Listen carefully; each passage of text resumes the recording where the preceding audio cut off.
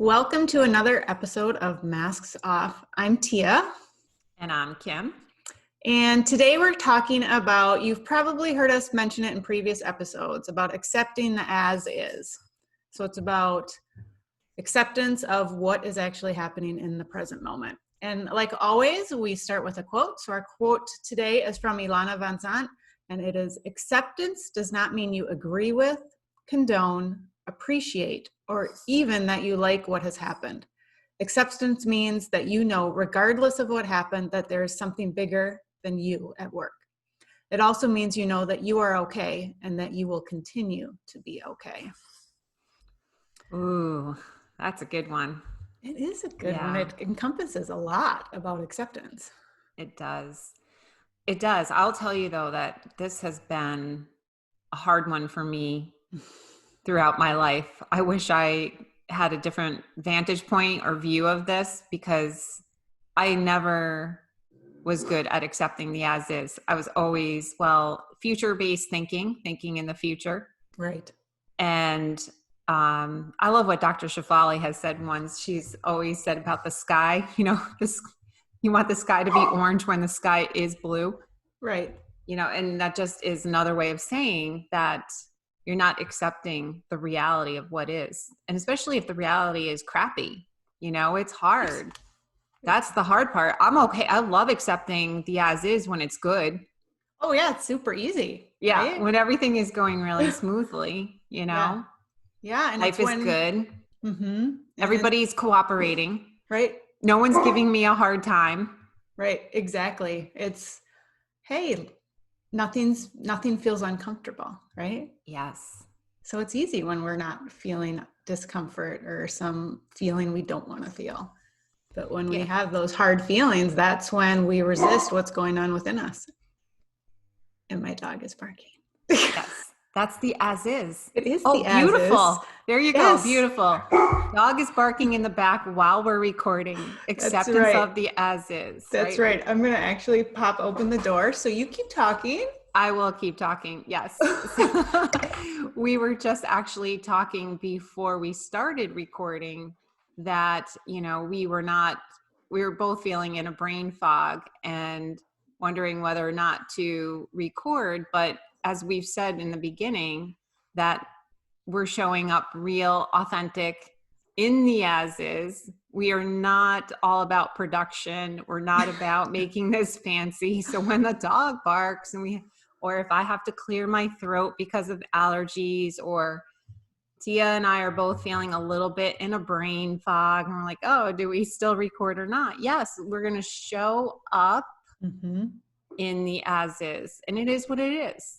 Right. Exactly. And I think sometimes what makes it hard for me to accept the as is where another mask comes into play, is wanting everything to be perfect.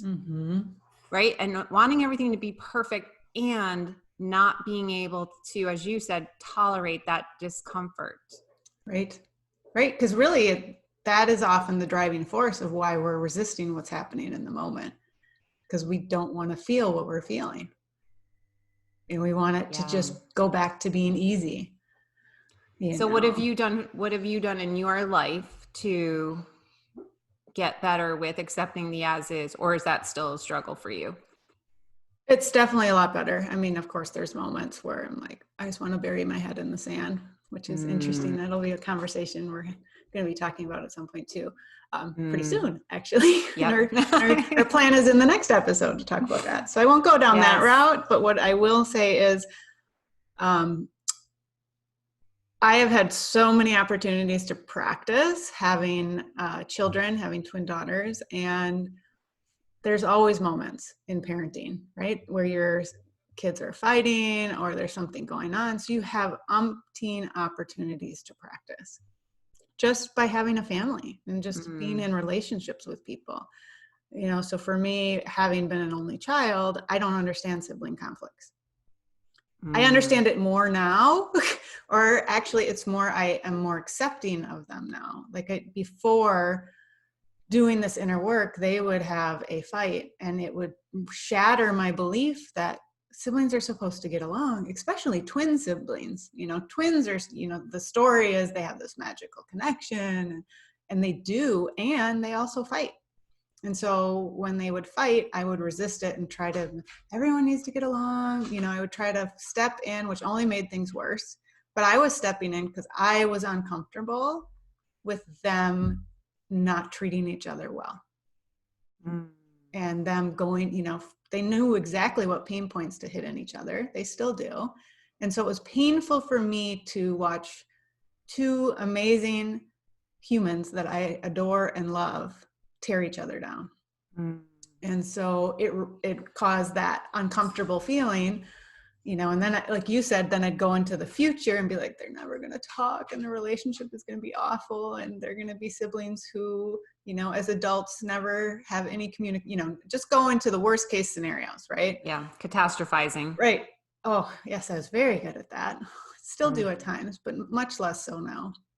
And so with all that practice, when they have their own situation that they're working out that doesn't involve me, I'm much able to step back and breathe. It's like, this is not about me. They're going to work this out.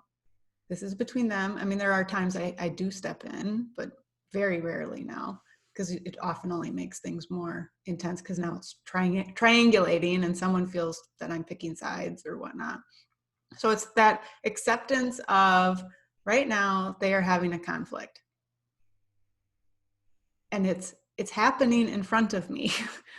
I can't change what is happening now. I can guide, should I choose to. And so then I have to tune into myself, check in, what is happening, what's happening within me. Is this my need to fix and control, or is this a time where I can just take care of my own feelings? Either way, I have to do that, right? So that it's gotten easier. I mean, there's tons of situations. I see it with my clients all the time. Their kids get home from school, I mean, back when they were going to school. Yeah. But just an example, I pick my kid up from school and I have this fantasy that we're going to get along and talk about it, what happened in their day.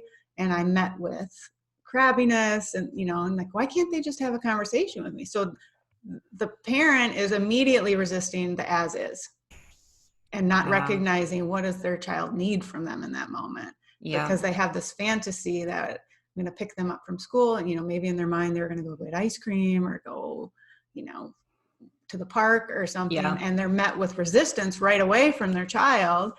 And so it turns into this bickering back and forth, when in reality, they're just resisting that their kid just needs a moment. It has nothing to do with them. The parents making it about them. Right. What the parent wanted and was hoping for, instead of connecting with what's really happening with the child. Right. Exactly. And I think acceptance of the as is, or not accepting the as is, which is what most people do in those difficult situations, you're creating more suffering, because until we accept what's happening right in front of us, then we can consciously choose how to move forward. When we're resisting it, we're not consciously choosing, we're reacting and then saying something mean or nasty or harmful to the child. And then you're creating a disconnect between yourself and your child. Right. And then the parent will say, oh my God, I don't understand my child. What is wrong with my child? Right. And putting it on the child. Putting it on the child. And then that spirals more and more. And then, so maybe, I don't know, just to let the listeners and viewers know that this is what you do, Tia, that you work with parents as a parent coach and help parents to see these patterns and these dynamics so that they, I don't know if you want to add more, but so that they can have healthier, thriving relationships with their kids. Exactly. And learn to move through those challenging moments with connection. And understand that this is an opportunity, those challenging moments, those times we don't want to accept what's happening in front of us, those are the opportunities to grow within, and in relation to our podcast, to notice our mask. What mask is showing up in this moment? Is it because I want to fix and control? Why do I want to fix and control this? So you realize that it's really not about your child. It's more about you. Right. And we need to model for our kids how we want them to meet their challenges and their resistance to the as-is as well. But it's about deepening that connection with yourself so you can deepen your connection with your child. I love that. Yeah, I love connection before correction. Right, Like that exactly. saying, connection before correction. And I love that I've been able to learn about conscious parenting myself about 8 years ago when we first started following Dr. Shefali, because I was always making it about myself. You know, either I was wanting to fix and control, like you said, you know, if the kids were arguing or fighting, I would want to fix that, stop that, because I was uncomfortable. I was so uncomfortable with it. Right. And then if I felt triggered in some way, you know, I took everything so personally, but it was my inner child that was being triggered. Right. And then I'm going to like, blah, you know, out at them and react like that's not okay either, because that just creates more conflict, more tension, more resentment, more bitterness. And, you know, I wasn't in a good place with my kids at that time. And I'm so forever grateful to have learned about conscious parenting and to be on the path, because now my relationship is so much different with my kids, because when I feel triggered, I've learned enough now to stop and pause.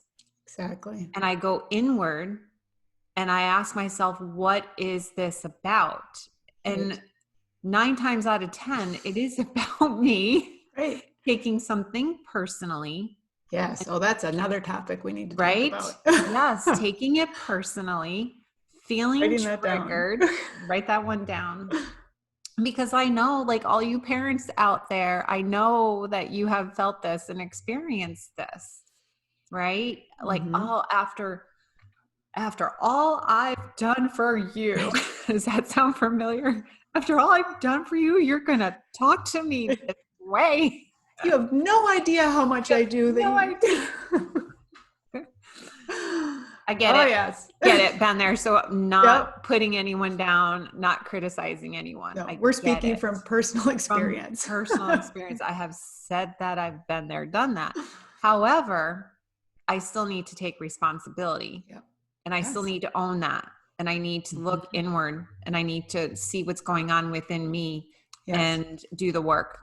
Yes. And not make it about my kid, and then perpetuate generational patterns.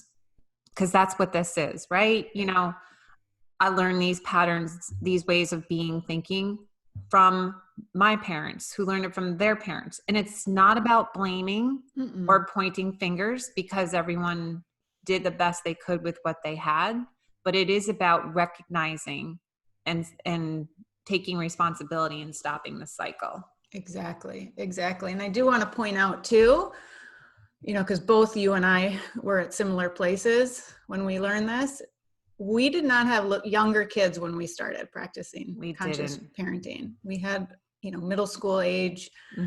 And so it's never too late. Just like what we've been talking about on these previous episodes, you're at the point in your life is exactly where you're meant to be. It's another part of acceptance of the as is, right? Yes. You know, so you pointing the finger back at yourself and shaming yourself. If only I knew better, this would have been different, you know, or if only I knew I wore this mask, or if I parented it, you know, whatever it is in your life, it's another part of accepting the as is and trusting that you're gaining these lessons and these experiences at the right time for you, you know, and it's never too late to start. Yeah. Ever. Good point. Because if we had experienced conscious parenting at a younger age, of course it would have been different. But if we experienced when our kids were older, and if we chose not to take that path that was resonating within us, our relationships with our kids would be 100% different than they are today, because we did choose to practice conscious parenting. And it's a lifelong journey. It is a life, because we're always parents no matter what. Right. We're always going to be parents for sure. Yeah. I love when my kids call me out. Oh, right. When they call me out, and they do, you know, call me out regularly. And before we started this path and this journey, that's when I would take things so Mhm. incredibly personally, like, oh my God, and then I would just deflect. Again, Right. we'll be talking about course. that more in another episode. But I love now that I can just hear what they're saying when they do Mhm. call me out on something. Mhm. And when I'm able to own it and then own it with them, Right. I can't tell you how powerful that is to be able to say, you know what? Yeah, you're right. I was overreacting. I was coming from a place of fear and anxiety. And that's why, I nagged you for the 100th Right. time. That's why I reminded you. So my daughter's getting ready for college, and there's certain checklist things that have to Right. be done. And I think I must have said to her, I do it all the time with appointments or whatever. Yeah. Did you do this? And did you do that? Did you remember this? Did you remember that? Over and over again. And, she will respond to me with, Mom, I'm almost 18. Right. I can do this. I got this, Yeah. and she's Yeah. right. And Mhm. she's right. So that is accepting the as is, Right. right? Because I could in that moment say, well, do you remember when you were 7 and you Yes. forgot to get do you remember when you were, I think maybe she was 10 and she was going skiing at a ski mountain about an hour away. Okay. And we got all the way to the mountain. She forgot her snow pants. I had that happen once too. It was freezing cold out. And they're very expensive when you buy them there. Yes. I think I made her go in her sweatpants. I don't think I bought, I don't remember what happened, except for the fact that I know that I completely lost it, screaming and yelling, like, oh my God, I drove all the way up here, blah, blah, blah. How could you? How could you, right? But let me tell you something. If I were to be honest with myself and all of you, how many times did I have like a million things in my mind, walked out the door, Right. either, forgot my shopping list or forgot something that I needed. Yeah. It happens. It happens Mhm. all the time. So Right. to Exactly. shame her or blame her for something that is just normal and natural, especially for an 8, 9, 10-year-old to be Yes. forgetful, because they're so good at living in the moment, Right. that she may have just been in the moment of whatever. And she didn't purposely forget her pants. No, of course not. Right. So, and even now, fast forward to like all these things that have to be checked off to be ready for college. Yeah. If I were to go back and say, oh, well, do you remember when you were 10 years old and you forgot? Right. That's living in the past. That's not in the moment. Right.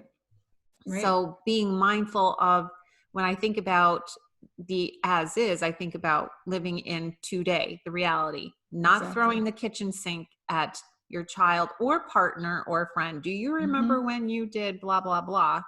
That's in the past. Right. And we don't know about the future. We only have right now, this moment. Yeah. And in those heated moments, I mean, there's times I reflect on decisions and things I've made in the past to learn the lesson and to move forward and deconstruct. But in the moment, throwing someone, when you're in this reactionary mode and you want to throw these pain bombs and shame bombs of, oh, well, you did this before, now you're doing, that's not help. There's no help in that. And so a lot of times I always ask people to be like, would you want someone to do that to you? If you forgot something, would you want someone to go, well, remember that time when you did that? Remember that time that, no one wants that. And that puts us in the defensive anyway. So when we aren't in the moment and we're trying to bring up these past hurts, when it's not in a productive learning space and, because sometimes it can be helpful, but most of the time it's not. Yeah. It's understanding that, that's just our pain. And that's we're not in acceptance. Yeah. So I think another part with the acceptance of the as is that's really important, and she touches on it in the quote we shared at the beginning, is it doesn't mean you're okay with what's happening. Yeah. So when we say accepting the as is, we're just talking about we're accepting that this is what is happening right now. So your kid is having a temper tantrum, or you're stuck in traffic and you can't get anywhere, or someone just cut you off on the highway, so it can be anything in life. It is what has happened, but you don't have to like that the guy cut you off in traffic. You don't have to be okay with it. You don't have to be okay that your child just slammed the door in your face, but that's what just happened. Now what? How can you move forward with a calm energy?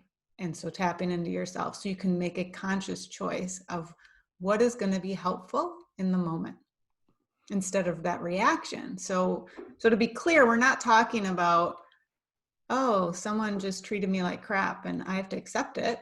No, someone treated you like crap. Now that happened. Now check in. How do I want to move forward? So how do I take mindful action? And sometimes mindful action is I don't do anything. So it's accept it, change it, leave it. Yeah, exactly. And even if you don't in the moment, even if you don't take a mindful reaction or a response, that's okay. That's the as is too. Exactly. Even if you lose your crap, if you lose it, okay. So in that moment, you lost it. You didn't react the way you should be. But now what? So now you have the next moment. Right. Exactly. And just remembering. Yeah. It's not an end all be all. We're going to make mistakes, and then we have another chance to repair. And also the other thing too is that the only thing that we can control or change, like I just go back to this all the time, is ourselves, right? You cannot control or change people, places, or things. Exactly. And so often that's where I get into trouble with accepting the as is, because if I don't like the way people are acting or behaving toward me or to each other or whatever, like I want that person to change. Right. And that is crazy making. The definition of insanity is doing the same thing over and over and over again and expecting a different result. Yes. So if I'm wanting the other person to change and I want to control the other person, that is crazy making. Right. So then going back to, okay, so I can't control people. I cannot control how they act or behave. What are my choices? Right. I can, a few things. I can set a boundary with someone. I can leave that person. I can leave that situation for the moment and walk away and then come back. There are a number of things that I can do, because a lot of times people might misunderstand this accepting the as is of, well, then what? If I just have to accept everything, then I'm just powerless and helpless. No, They're just going to walk all over me. Right. You're not a doormat. You're not powerless. There's a lot of power and empowerment within what you can do and what you can control. Right. So you can, you can do a meditation. You can change your perception around it. You can change your thoughts. You can, again, repeating myself, set a boundary, and you can walk away from a person. You can leave a situation. And if you feel like you can't leave, then you need to just put some space and distance between you and that situation. Right. And sometimes mindful action is being assertive and strong. Yes. And anger has its place at times, right? Yes. So living a conscious life and going within doesn't mean that we only talk quietly and, we're all Zen. Yeah. I mean, sometimes it does mean increasing your tone or raising your voice to get your point across. Yes. But it's that conscious knowing that this is really important to me and I need to take action and be assertive. Knowing that you don't have control over the outcome, though. You cannot control the other person's response. You are just doing it for yourself. So you may raise your tone. You might be strong and assertive and then just let it go. Right. You have to let it go. You cannot control the outcome of what will happen. Right. And that's where we get in trouble, because we want to control. Exactly. And then that's why this is hard. And then it can ramp up if you're still in wanting to change and control, you're not making a mindful assertive action at that point. It's only when you're in an understanding that I need to voice my opinion, and it's a strong opinion right now. Yes. Knowing and releasing that, saying it and releasing it. And I think the other part too is knowing sometimes that assertive action may not even be directed at the person that is triggering you. It may be like, oh, I clearly need to take action and make something happen. And this isn't the person who I need to be talking to. They're just the person who said it to me and made me realize that, I think of when people call into a company to complain or something, and they get upset with the person they call, and it's like the person that you're talking with has no control over it. So perhaps, getting angry at them is not going to be helpful. I mean, I can share, I called, it was a healthcare bill or something, and I'm like, why are we being charged for this? We didn't have, this doesn't make any sense. And I was frustrated. And I remember saying to her, I'm like, I'm not mad at you, but who can I talk to try to get this figured out? And she figured out who I needed to talk to, and we got it done. Because I noticed myself getting heightened, and it's like, come back to myself and be very clear, like, I'm frustrated, but I'm not frustrated with you. So it's taking that personal responsibility and continuing to take action and saying, this billing is incorrect, or I need someone to explain it to me if it is correct, because it doesn't seem correct to me. So how do we work through this? So it's not just in relationship. So that acceptance of the as is and taking mindful action, I had to accept that this bill came that made no sense to me and I was irritated. Okay, now accept that this is what the bill is. Now, how do I move forward? Okay, first I need to make a phone call to a person. She couldn't answer my question. I was getting more frustrated. Okay, go back within. Go back within, apologize. I'm sorry I got kind of snippy or whatever. I probably wasn't snippy, but I was just clearly frustrated tone. Now what? Now what's the next step? How do we move forward? So it doesn't mean you throw your hands up and be like, fine, it's not worth it. When it is worth it, if it's worth it. Right. I agree. And I think that, we're all control freaks, right? We're all control freaks. So when we cannot control, it goes again, when we can't control people, places, and things, and you're talking about a situation, and I understand because I had the same thing happen to me literally just on Friday. I'm trying to sell my parents' house, and it's been going on since Valentine's Day, and it just doesn't take that long normally for a house to close. And I understand we've had coronavirus, but we're beyond coronavirus. And I just was getting so frustrated, and I fired off an email to the realtor because I was so angry and frustrated because I can't control the situation. I was not accepting the reality of this situation, which is I don't have control over the attorneys. I don't have control over the buyer's agent or the buyers or the mortgage company. Right. And when you don't have control, sometimes that can be such an unnerving feeling. Because why? And here's the other part that plays into this. It's our expectations. Yep. Right? Our expectations is what gets us into trouble. My expectation is, or my want or desire is, I just want this house to be sold. I don't want it to be hanging over my head any longer. I want it done and over with. Yeah. So how can I puppeteer all these people and make them get this done? And I can't. They're not following your plan. They're not following my plan. I cannot control them. People, let's go. What's going on? So then frustration builds. Yep. And that is just a little example, but it happens like we were talking about earlier in our relationships with our kids and our partners and our friends. And listen, I'm not saying that it's easy. It is so not easy to accept the as is or accept people the way they are and for who they are. And it is the best way to peace. Right. Because when you accept, there's more peace. That's right. Right? That's right. I mean, as you were talking about that, it made me, we're living in a world right now where people are resisting the as is. Yes. With Corona. Yes. I just noticed I had checked the news really quick. I do like a headline check usually in Yeah. the morning. I don't necessarily Yep. dive in too far. But they're now saying, because, you know, it's Memorial Day at the time of this taping, it's what, June 11th.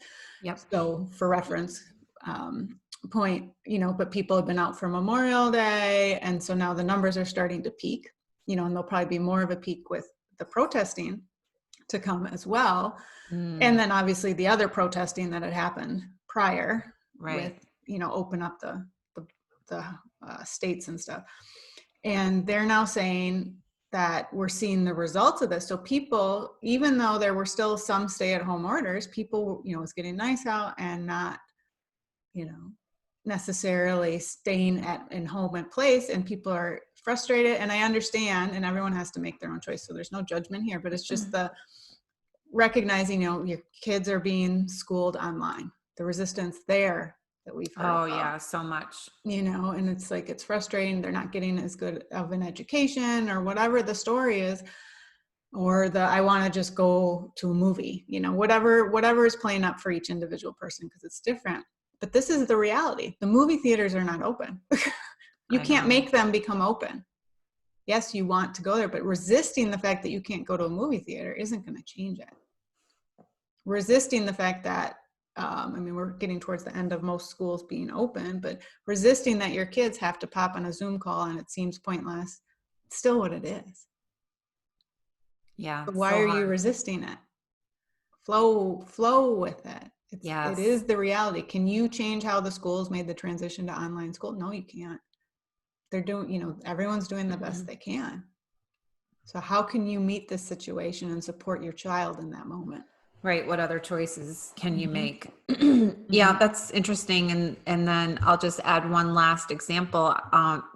We are in phase 3, almost in phase 3. So almost to phase 4, a few weeks, I think, until maybe the gyms open. And, you know, I haven't heard officially whether we will have to wear a mask while working out. And if we do, I'm already resisting. I already hear my inner child inside me saying, well, I'm not working out with a mask on. No way. Like, nope, I'm not doing it. You know, and so that's, again, pausing, recognizing that my inner child's having a little temper tantrum. But however, I do have a choice. If I don't want to work out with a mask on, then I will continue to do what I have been doing during the last 3 months, which is finding alternative ways to exercise and work out. I have a choice. But me wanting the governor to change his mind and say we can work out without mask or whatever is me wanting to control another person isn't going to get me anywhere. The only thing it does, and I will underscore this, maybe we can wrap up here. The only thing it does is creates suffering. Right. It creates suffering, my own suffering, when I don't accept the reality or the as is, and I resist it. It persists. That's right. What you resist persists, and it creates suffering. So that's it. Right. And it doesn't mean you have to like it. I don't like it. I want to go back to the gym and work out like we did before, but that's not happening right now. But that's all the acceptance, right? Yes. I can accept it and still not be happy about it. And that's okay. But as long as you're aware and you're consciously saying, I just don't like it, but I can't change it. And then you're in acceptance. And we'll just say to listeners and viewers, this is not easy. It's not an easy road to walk down. It's an invitation. We're just inviting you to just take a look at how this might play out in your own life, where you are resisting. And do you notice when you resist the reality that it gets bigger? It does persist. It becomes that mountain that was maybe a molehill, right? Yes. And how you are influencing and making it bigger by resisting. Great. So I think that's a good place to wrap up. All right. So thank you for listening. We always appreciate everyone tuning in. We love getting the feedback that we've been getting. We really appreciate those who have provided feedback, because it helps us be better too. Yes, thank you so much. And if you are a viewer on YouTube, please subscribe, comment, and if you're listening through podcast, give us a review. We'd love it. Thank Yes, you. Have thank a you for your great day. support. Thank you, everyone. Bye.